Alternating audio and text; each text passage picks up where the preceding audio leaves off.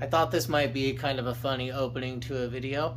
I came out here to work on the car, and I was like, you know what, I'm going to grab my camera thing and get it all set up so I can, like, you know, film it over here instead of holding the little stick.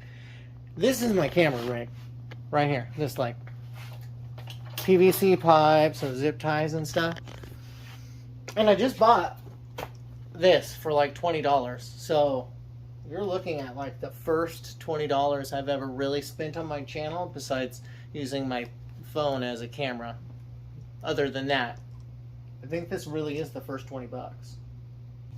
Well, my plan now is to just go ahead and take all the spark plugs out, just to make it easier to turn over.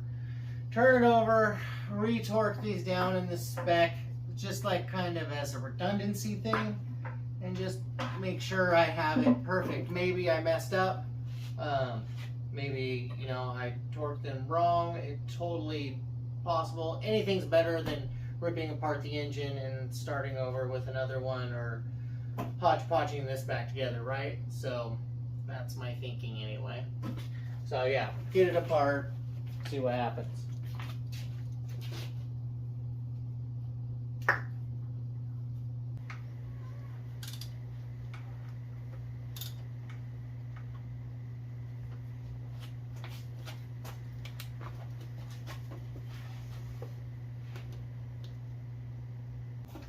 So now I got it on top dead center. I can go ahead and break these loose because I'm pretty sure these aren't right to begin with. But I got the firing order written down, 13726548. And we'll just follow along like that. And I guess I'll go ahead and take it apart and just double check, right? Make sure there's nothing that I missed. Or put it backwards or something silly.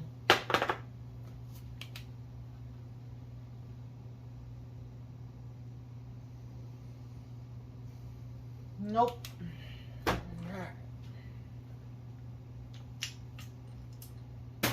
It's a different day. I got some reading done. 18 to 25 foot-pounds on those there lifters. That's what I'm going to put them to as soon as I find my torque wrench, which I think is right there. And yeah, how many of you guys have used these things? Probably a ton. I know this has saved me like a million times with RX-7 stuff. Now it's kind of coming into handy with this stuff.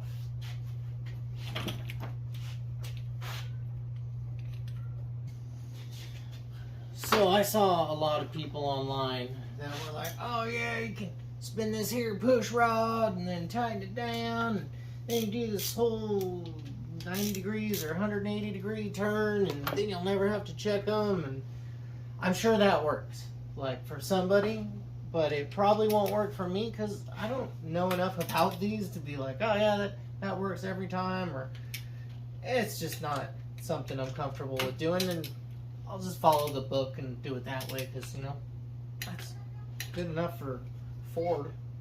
Ooh, I don't know if I really stand by that statement, but that's torqued. I stand by that statement. A lot of these push rods, when I was spinning them and kind of just feeling them, you know, like they were talking about in those videos, they got this nice little grind to a couple of them, and that's not good because not all of them have it. So I think what I'm going to do is throw some new plugs in it, put the wires back on. I don't even know if I'll throw the valve covers on. Maybe see if it'll start and what it sounds like. For now, put these in. It's 10 o'clock. Let's see how much noise we can make without getting in too much trouble.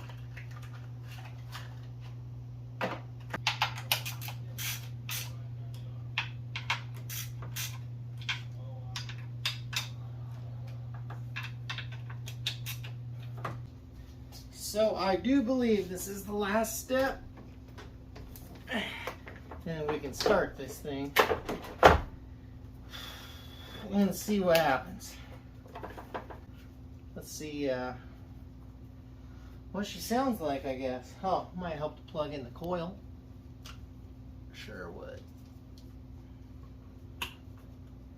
Anything else I left to unplug? See. Okay.